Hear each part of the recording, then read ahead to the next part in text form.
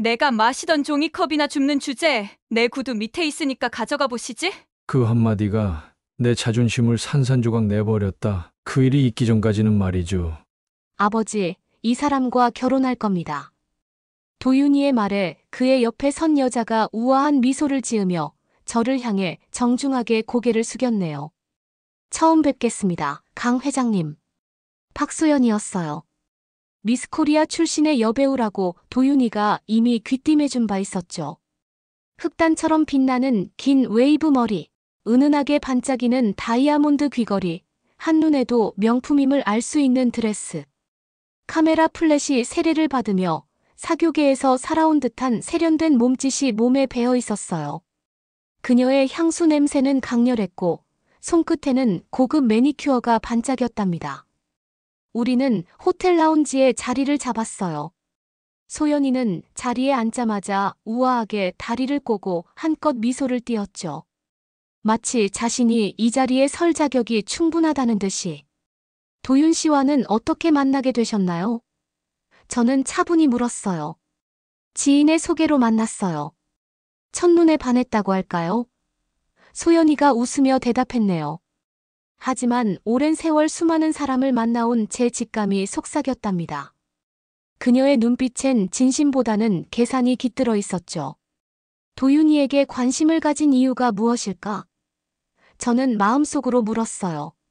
하지만 겉으로는 미소를 지으며 그녀를 맞이했죠. 도윤이가 이토록 확신에 찬 모습은 오랜만이었으니까요. 그러나 그녀의 말 한마디, 행동 하나하나가 제 안의 경계심을 키웠답니다. 저녁 식사가 끝나갈 무렵 저는 결심했어요. 그녀의 진짜 모습을 확인해야겠다고요. 제 아들의 행복을 위해서라도 그녀가 어떤 사람인지 알아야 했으니까요. 집으로 돌아오는 길, 도윤이가 물었답니다. 아버지, 소연이 어땠어요? 시간을 좀 더 두고 지켜보자꾸나. 도윤이의 얼굴이 살짝 흐려졌지만 곧 미소를 되찾았어요. 하지만 제 마음속에는 이미 그녀를 시험해 볼 계획이 서고 있었답니다. 다음 날 아침, 거울 앞에 선 제 모습은 사뭇 달랐네요. 평소에 단정한 정장 대신 낡은 점퍼를 걸치고 머리를 헝클어뜨렸어요. 며칠 동안 기른 수염과 낡은 모자가 제 신분을 완벽히 가렸죠. 거울 속 제 모습은 그 누구도 알아볼 수 없는 초라한 노인이었답니다. 회장님, 정말 그렇게까지 하셔야 합니까? 오랜 비서인 김 비서가 걱정스럽게 물었어요. 그래, 내 아들의 행복이 걸린 문제야. 확실히 알아봐야지. 저는 손목의 묵주를 만지작거리며 대답했답니다. 이 묵주는 제가 가장 어려웠던 시절 한 여인에게서 받은 것이에요. 그녀는 저에게 한 끼 밥과 함께 이 묵주를 건네며 말했죠. 언젠가 당신이 누군가에게 도움을 줄 수 있을 때 이 마음을 기억하세요. 그 말을 평생 새기며 살아왔어요. 도윤이에게서 얻은 정보로 소연이가 자주 다닌다는 강남의 카페 앞에서 기다렸네요. 초겨울 바람이 매섭게 불어왔어요. 오전 10시 그녀가 나타났죠. 연보라색 원피스를 입은 소연이가 카페 문을 밀고 나왔어요. 얼굴에는 커다란 선글라스를 걸쳤고 손목에는 명품 시계가 빛났네요. 저는 일부러 리어카를 끌며 그녀 앞으로 다가갔답니다. 아가씨, 버리실 종이컵이라도 저에게 주시겠소? 소연이는 눈을 깜빡이며 저를 내려다보더니 손에 든 종이컵을 바닥에 떨어뜨렸어요. 제 기대와는 달리 그녀는 컵을 주우려 하지 않았죠. 오히려 그 종이컵을 발끝으로 밟았답니다. 처음에는 천천히, 점점 더 힘을 주며 컵을 짓눌렀어요. 구두 끝에 짓밟힌 컵은 형체를 알아볼 수 없게 되었죠. 그리고 그녀는 미소를 머금은 채 말했답니다. 가져가세요. 그녀는 여전히 컵을 밟고 있었어요. 마치 제가 그것을 줍기를 기다리는 것처럼요. 말은 친절했지만 그 행동은 모욕적이었죠. 제 심장이 빠르게 뛰었네요. 저는 조용히 허리를 숙여 그녀의 발밑에서 찌그러진 컵을 집어들었어요. 주변에서는 웅성거리는 소리가 들려왔지만 소연이는 개의치 않았죠. 오히려 선글라스를 고쳐 쓰고는 무심한 표정으로 지나갔답니다. 그 순간 확신이 들었어요. 소연이의 진짜 얼굴을 본 것 같았네요. 도윤이 앞에서 보여준 모습과는 전혀 다른 사람이었죠. 이 여자가 정말 우리 아들이 평생 함께할 사람일까? 걱정이 들었습니다. 이틀 후, 저는 박 가정부를 서재로 불렀어요. 30년 넘게 우리 집안일을 돌봐온 그녀는 우리 가족의 일부나 다름없었죠. 박 씨, 부탁이 있어요. 소연 씨가 집에서 어떤 태도를 보이는지 좀 살펴봐 주시겠어요? 박 가정부는 깊이 고개를 끄덕였답니다. 알겠습니다, 회장님. 제가 잘 지켜보겠어요. 저녁 식사에 소연이가 초대되었고, 저는 일부러 중요한 전화가 왔다며 자리를 비웠네요.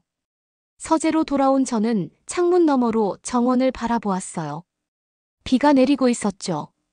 빗방울이 창문을 두드리는 소리가 제 불안한 마음을 더욱 키웠습니다. 다음 날 아침, 박 가정부가 조심스레 다가와 말했어요. 회장님, 그녀는 자리를 뜨실 때마다 집안을 둘러보며 비싼 물건들을 유심히 살폈어요. 그리고 누군가에게 계속 문자를 보냈습니다. 도윤 도련님이 자리를 비울 때마다요. 제 마음이 무거워졌어요. 의심이 점점 커져갔죠. 저는 김 비서를 불러 그녀의 과거를 조사하도록 지시했어요. 김 비서, 소연 씨의 배경을 철저히 조사해주게. 과거 활동, 교우 관계, 특히 이전 연애 관계까지 모두 파악해야겠어. 그 사이 도윤이는 점점 더 소연이에게 빠져들고 있었어요. 매일 밤 그는 데이트에서 돌아와 행복에 찬 얼굴로 저를 맞이했죠. 그런 아들의 모습을 보며 제 의심이 틀렸기를 바랐답니다. 하지만 오랜 경험이 그녀에 대한 불신을 쉽게 거두게 하지 않았네요. 아버지, 소연이가 정말 좋은 사람이에요. 저보다 남을 더 생각하고 항상 배려해줘요. 도윤이의 말에 저는 미소로 답했지만 가슴 한구석은 무거웠어요. 그가 진실을 알게 되면 얼마나 상처받을지 생각하니 가슴이 아팠거든요. 며칠 후, 김 비서가 심각한 표정으로 보고서를 들고 왔어요. 그의 얼굴은 어둡고 굳어 있었죠. 회장님, 소연 씨가 몰래 회장님의 재산과 가족 관계를 뒷조사하고 있었습니다. 비밀리에 기업 관계자와 연결해 정보를 알아내고 있었어요. 제 심장이 무겁게 내려앉았습니다. 어떻게 알아냈나? 우리 회사 직원 중 한 명이 그녀와 접촉한 사실을 제보했어요. 그리고 그녀는 오래전부터 고액의 스폰을 받고 있었습니다. 돈 많은 남성들과 관계를 유지하며 순간 피가 거꾸로 솟는 느낌이 들었네요. 제 아들이 이런 여자와 결혼하겠다니. 또한 그녀가 최근 회장님께도 접근하려 했던 정황이 있어요. 나이 차이는 상관없다며 회장님과의 관계를 더 깊이 만들고 싶다는 발언도 있었습니다. 제 손이 떨렸어요. 소연이는 도윤이에게만 접근한 것이 아니었네요. 저에게까지 손을 뻗고 있었죠. 이제는 그에게 진실을 알려줄 때가 온 것 같았어요. 도윤이가 서재 문을 두드렸어요. 늦은 저녁 그의 얼굴은 피곤해 보였지만 여전히 행복감이 묻어났네요. 그 표정이 곧 사라질 것을 생각하니 제 마음이 무거워졌답니다. 아버지, 저 불렀어요? 저는 천천히 고개를 끄덕였죠. 책상 위에는 김 비서가 가져온 서류들이 놓여 있었어요. 소연이의 과거, 그녀의 실체를 담은 증거들이었네요. 앉으렴, 도윤아. 도윤이는 제 표정을 살피며 조심스레 의자에 앉았어요. 무슨 일이신지. 저는 잠시 망설였죠. 어떻게 시작해야 할지, 이 고통스러운 진실을 어떻게 전해야 할지 고민되었어요. 내가 직접 이 서류를 확인해 보는 게 좋겠다. 도윤이의 얼굴에 의문이 스쳤어요. 그는 서류를 천천히 받아들더니 읽기 시작했죠. 이게 무슨... 도윤이의 목소리가 떨렸어요. 도윤이는 처음엔 반발했네요. 아버지, 소연이는 그런 사람이 아닙니다. 이런 식으로 사람을 의심하는 건 잘못됐어요. 저는 조용히 기다렸어요. 도윤이가 서류를 더 읽어나갈수록 그의 얼굴색이 점점 창백해졌죠. 소연이가 우리 가문의 재산을 노리고 접근했다는 증거, 그녀의 과거 관계들, 심지어 저에게까지 접근하려 했다는 증언까지. 서류를 한 장 한 장 넘길 때마다 그의 손이 떨리기 시작했네요. 마지막 장을 본 순간 그의 얼굴이 새하얗게 질렸어요. 침묵이 방 안을 가득 채웠죠. 도윤이의 눈에서 눈물이 맺혔습니다. 이게 사실이에요.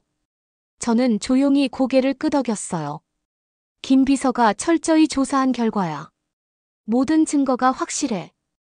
도윤이는 믿고 싶지 않다는 듯 한참 동안 아무 말도 하지 않았네요. 그저 서류를 내려다보며 멍하니 앉아 있었어요. 그의 꿈이, 희망이 산산이 부서지는 소리가 들리는 듯 했습니다.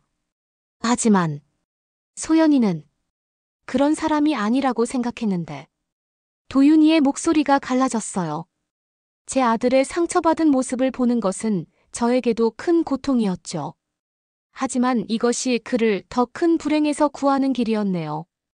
도윤아, 내가 원한다면 내가 이야기해주마. 하지만 이건 내가 직접 확인하고 결정해야 할 문제다.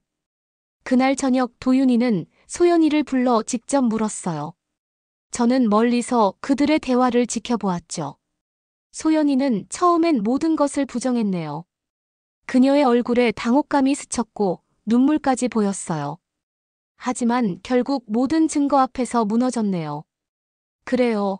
처음에는 당신 가문의 재산 때문에 접근했어요. 하지만 지금은 달라요. 정말 당신을 사랑해요. 소연이의 말에 도윤이의 얼굴이 굳어졌어요. 그의 눈에서 더 이상 사랑의 감정은 찾아볼 수 없었네요. 그만해요. 더 이상 듣고 싶지 않아요. 그렇게 두 사람의 관계는 끝이 났습니다.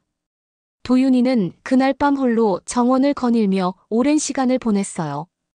비가 내리기 시작했지만 그는 움직이지 않았죠. 제 마음도 비만큼이나 무거웠답니다. 시간이 흘렀어요. 가을이 깊어가며 나뭇잎들이 붉게 물들었다가 땅으로 떨어졌죠. 도윤이는 한동안 깊은 상처에서 헤어나오지 못했어요. 방에 틀어박혀 외부와의 연락을 끊고 스스로를 책망했네요. 내가 어떻게 저 사람을 믿었을까? 그의 목소리에는 자책과 후회가 가득했답니다. 저는 그런 아들을 지켜보며 안타까운 마음이 들었지만 시간이 필요하다는 걸 알았어요. 가끔 그의 방 앞에 서서 문을 두드리려다가도 그가 혼자만의 시간을 통해 상처를 치유하게 하는 것이 최선이라 생각하고 돌아서곤 했죠. 한 달, 두 달이 지나면서 도윤이는 천천히 예전의 자신을 되찾아갔어요. 회사에 나가기 시작했고 가끔은 친구들과 만나는 모습도 보였네요. 그의 웃음소리가 다시 집안에 울려 퍼질 때마다 제 마음도 한결 가벼워졌답니다. 어느 겨울 저녁 도윤이가 제 서재 문을 두드렸어요. 눈발이 날리는 창밖을 바라보며 생각에 잠겨있던 저는 고개를 들었답니다. 들어오렴. 도윤이가 조심스레 문을 열고 들어왔네요. 그의 표정은 오랜만에 평온해 보였어요. 아버지, 잠시 이야기 좀 할 수 있을까요? 저는 미소 지으며 고개를 끄덕였죠. 도윤이는 제 맞은편 의자에 앉았어요. 정말 감사합니다. 그의 말은 진심이 담겨 있었네요. 소연 씨에 대한 진실을 알려주셔서요. 당시에는 받아들이기 힘들었지만 지금 생각해보면 아버지 덕분에 더 큰 실수를 막을 수 있었어요. 저는 감회가 새롭게 그를 바라보았어요.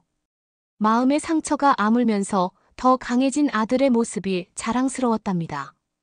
도윤아, 나도 너에게 미안하다. 내가 그렇게 상처받을 줄 알았다면. 도윤이가 고개를 저었어요. 아니에요. 아버지는 옳은 일을 하신 거예요. 저 이제 다시 시작해보려 합니다. 저는 조용히 고개를 끄덕였네요. 상처는 아물지 않았겠지만 새로운 길을 찾아 나서려는 그의 의지가 느껴졌어요. 봄이 찾아왔고 도윤이는 점점 더 활기를 되찾았네요. 회사에서의 성과도 좋았고 다시 자신감이 넘치는 모습을 보여주었어요. 그러던 어느 날 도윤이는 저에게 한 여자를 소개했답니다. 그의 얼굴에는 오랜만에 보는 설렘이 담겨 있었어요. 아버지, 이번엔 정말 좋은 사람을 만났어요. 벚꽃이 흩날리는 봄날, 도윤이의 목소리에는 조심스러운 희망이 실려 있었어요. 저는 손목에 묵주를 매만지며 그를 바라보았죠. 그의 눈빛엔 확신이 가득했네요. 어떤 사람이냐? 저는 조용히 물었어요.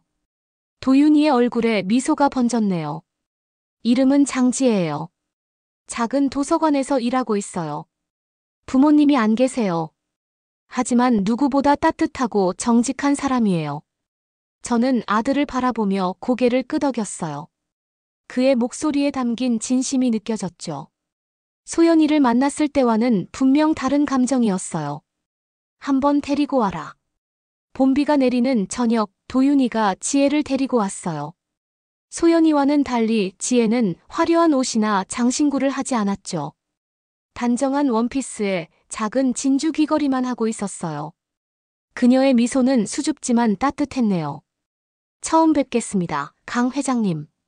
그녀의 인사는 공손했지만 위축되어 있지 않았어요. 저녁 식사 동안 저는 그녀를 유심히 관찰했죠. 지혜는 말수가 많지 않았지만 이야기할 때마다 진심이 담긴 목소리로 말했어요. 도서관 일에 대한 이야기를 할 때는 특히 눈빛이 반짝였네요. 하지만 아직 제 마음에는 의심이 남아 있었어요. 소연이의 일 이후로 아들에게 다가오는 여자들을 쉽게 신뢰할 수 없었죠. 저는 다시 그녀를 시험해 보기로 했어요. 다음 주 화요일 오후 저는 다시 변장을 하고 나섰네요. 낡은 점퍼와 모자, 그리고 구부정한 자세로 지혜가 일한다는 도서관 근처 골목길을 서성였어요. 비가 내리기 시작했고 차가운 빗물이 제 얼굴을 적셨답니다. 오후 5시 도서관 문이 열렸어요. 지혜가 우산을 펴들고 나왔죠. 그녀가 작은 쇼핑백을 들고 있었어요. 가벼운 발걸음으로 걷던 그녀가 문득 멈춰서더니 거리의 고양이에게 무언가를 건넸네요. 작은 빵 조각이었어요. 저는 천천히 그녀에게 다가갔어요. 아가씨. 손에 든 쇼핑백 버리실 거면 저에게 주시겠소? 지혜는 놀라지 않고 미소를 지으며 대답했어요. 아, 이건 버릴 게 아니라 책이에요. 하지만 그녀는 잠시 생각하더니 밝게 웃었네요. 잠시만요. 차에 가서 몇 개 더 가져다 드릴게요. 지혜는 우산을 제게 건네주고 여기서 잠시만 기다려주세요라고 말한 뒤 비를 맞으며 주차장으로 달려갔어요. 잠시 후 그녀가 돌아왔을 때 손에는 작은 봉지가 들려 있었네요. 어르신, 이건 빵이고 이건 따뜻한 차예요. 그리고 그녀가 봉지 하나를 더 건넸어요. 이건 제가 쓰던 핫팩인데 아직 따뜻해요. 날이 쌀쌀하니 손을 녹이는 데 쓰세요. 저는 순간 말을 잃었네요. 지혜는 단순한 시혜가 아니라 진심으로 도와주고 싶어 하는 것 같았어요. 그녀가 건넨 핫팩을 쥔 채 저는 깊은 생각에 빠졌답니다. 집으로 돌아온 저는 김 비서를 불렀어요. 지혜 씨의 과거와 현재 생활을 모두 조사해.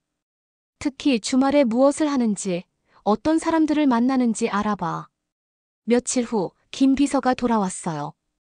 그의 표정은 복잡해 보였네요. 회장님, 지혜 씨는 매주 토요일마다 지방으로 내려가고 있습니다. 저는 눈썹을 지켜 올렸어요. 혼자서? 김 비서는 머뭇거리며 대답했네요. 아니요. 같은 남자와 함께입니다. 30대 후반으로 보이는 사람과요. 저는 충격을 받았어요. 설마 지혜도 이중 생활을 하고 있는 걸까요? 도윤이가 또다시 상처받을 것을 생각하니 가슴이 메어져 왔네요. 창밖에 비가 점점 거세게 내리는 소리가 제 마음의 불안과 함께 커져가고 있었답니다. 계속 조사해.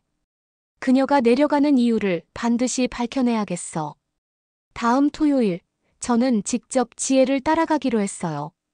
변장을 하고 그녀의 집 근처에서 기다렸죠. 아침 안개가 채 거치지 않은 이른 시간, 지혜가 나타났어요. 그녀는 작은 가방을 들고 있었네요.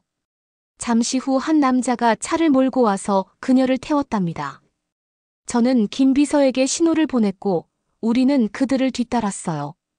서울을 벗어나 경기도의 한 작은 도시로 향하는 길, 제 마음은 무거웠네요.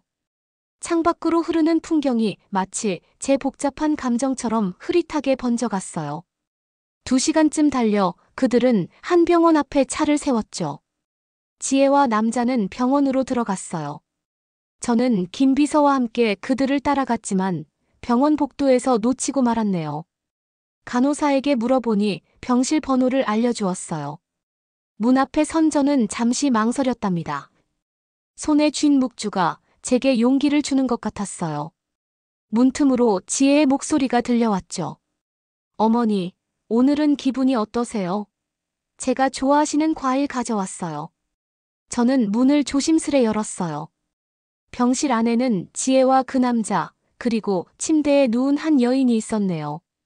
그 여인은 창백한 얼굴로 누워 있었고, 지혜는 그녀의 손을 꼭 잡고 있었어요. 지혜가 놀란 표정으로 저를 바라보았네요. 강 회장님. 제 변장에도 불구하고 지혜는 저를 알아봤어요. 그녀의 눈에 놀라움과 당혹감이 스쳤네요. 햇살이 병실 창문으로 스며들어 그녀의 얼굴을 부드럽게 비추고 있었답니다. 죄송합니다. 사실 저는 지혜의 목소리가 떨렸어요. 매주 병든 어머니를 보러 가고 있었어요. 그녀의 눈에서 눈물이 떨어졌네요. 마치 오랫동안 간직해온 비밀이 드러나는 순간의 안도감과 두려움이 섞인 듯했어요. 어머니는 본인이 저의 결혼을 망칠까봐 숨기라고 하셨어요. 오랜 투병으로 지쳐 계시거든요. 옆에 서 있던 남자가 저에게 인사했어요. 안녕하세요. 저는 지혜의 오빠 장민호입니다. 저는 지혜에게 다가가 그녀의 손을 꼭 잡았네요. 내 행동에 지혜는 놀란 듯했지만 저는 진심을 담아 말했어요. 이제 내 어머니도 우리 가족이야. 함께 책임지겠다. 그 순간 지혜의 얼굴에 놀라움이 스쳤어요. 그리고 침대에 누워있던 지혜의 어머니가 천천히 눈을 떴네요. 그녀는 제 손목에 걸린 묵주를 바라보더니 떨리는 목소리로 말했어요. 설마, 강 회장님. 저는 그녀를 바라보았어요. 세월의 흔적이 깊게 패인 얼굴이었지만 그 눈빛만은 변함없었네요. 익숙한 눈빛이었어요. 시간이 많이 흘렀지만 그 따뜻한 눈길은 여전히 제 기억 속에 남아 있었답니다. 혹시 미영 씨? 그녀는 눈물을 머금은 채 고개를 끄덕였어요. 오랜만이네요. 강 회장님. 침대 옆으로 다가가 앉았어요. 그 순간 수십 년 전의 기억이 물밀듯이 떠올랐네요. 어둡고 힘들던 시절, 길거리에서 배고픔과 절망 속에 있던 저를 구해준 따뜻한 손길. 미영은 당시 작은 국밥집을 운영하며 저에게 밥 한 끼를 대접하고 이 묵주를 건네주며 살아갈 힘을 주었던 사람이었어요. 그때 당신이 저를 구해주었죠. 제 목소리가 떨렸네요. 미영은 희미하게 웃었어요. 전 단지 굶주린 한 사람에게 밥 한 그릇을 내어준 것뿐이에요. 그런데 이렇게 다시 만날 줄이야. 지혜는 두 사람을 번갈아 보며 놀란 표정을 감추지 못했네요. 어머니, 그러면 회장님께서 말씀하신 은인이 바로. 그때 병실 문이 열리고 도윤이가 들어왔어요. 김 비서의 연락을 받고 달려온 것 같았네요. 지혜의 손을 꼭 잡은 도윤이도 상황을 이해하지 못한 채 놀란 표정이었어요. 아버지, 어떻게 된 일이에요? 저는 조용히 고개를 끄덕였네요. 그래, 내가 사랑하는 사람의 어머니가 바로 나를 살려준 사람이란다. 방 안에는 잠시 침묵이 흘렀어요. 하지만 그 침묵 속에는 말로 다 표현할 수 없는 감정이 오가고 있었네요. 과거의 작은 친절이 어떻게 미래의 운명을 바꿀 수 있는지 우리는 그 순간 깨닫고 있었답니다. 저는 미영의 창백한 손을 잡고 말했어요. 당신이 준 묵주를 늘 가지고 다녔어요. 당신의 친절을 잊지 않기 위해서였죠. 미영의 눈에 눈물이 맺혔네요. 정말 오랜 시간이 흘렀네요. 저는 그녀를 바라보며 다시 한번 다짐했어요. 이제는 제가 갚을 차례입니다. 미영 씨, 아니. 장모님, 이제 편히 쉬세요. 앞으로는 우리가 함께 할 겁니다. 미영의 눈에서 눈물이 흐르기 시작했어요. 하지만 이번엔 슬픔이 아니라 안도와 감사의 눈물이었네요. 창밖으로 스며드는 부드러운 햇살이 우리 모두의 얼굴을 따스하게 비추고 있었답니다. 도윤이와 지혜의 결혼식은 봄날에 치러졌어요. 미영은 휠체어에 앉아 딸의 결혼식을 지켜보았네요. 그녀의 얼굴에는 행복한 미소가 번져 있었어요. 저는 손목의 묵주를 만지며 이 모든 순간을 마음 깊이 새겼네요. 한 사람의 작은 친절이 얼마나 큰 파장을 가져올 수 있는지, 그리고 그 친절이 어떻게 우리 모두의 삶을 변화시킬 수 있는지를 다시 한번 깨달았어요. 하객들의 축복 속에서 도윤이와 지혜가 입을 맞추었네요. 그리고 저는 문득 하늘을 바라보았어요. 맑은 하늘 아래 벚꽃잎이 흩날렸네요. 운명이란 우리가 상상할 수 없는 방식으로 우리를 연결하고 있었어요. 그리고 그 연결의 끈은 종종 우리가 생각지도 못한 순간에 맺어지죠.